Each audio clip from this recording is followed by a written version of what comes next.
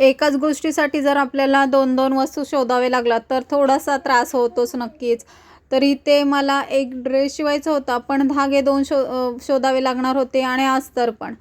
तर इथे माहिती आहे रेड कलरचा थोडासाच पदराचा भाग होता, तो वेगळा करून घेतला. कस्टमरची डिमांड नव्हती, की त्यांना हाताला पण रेड कलर पाहिजे होता आणि फ्रंट भाग आणि बॅक साईडला पण. तर ते काय होणं शक्य नव्हतं, कारण एकदम कमी होता. साडी अजिबात वापरलेली नव्हती आणि एकदम मऊ छान अशी साडी होती. जेवढी साडी राहिली तेवढी किती पाहिजे तेवढी कट केली मी आणि त्यानंतर घाईघाईत काम करायला गेलो तर काहीतरी होणार नक्कीच. तर इथे उलट्या साईडला मी अस्तर जोडला होता, कारण गळा पलटायचा होता त्यामुळे समोर जोडायचा होता. तर ते करून घेतलं आणि फायनली आपला ड्रेस आहे ना तो कंप्लीट झालेला आहे.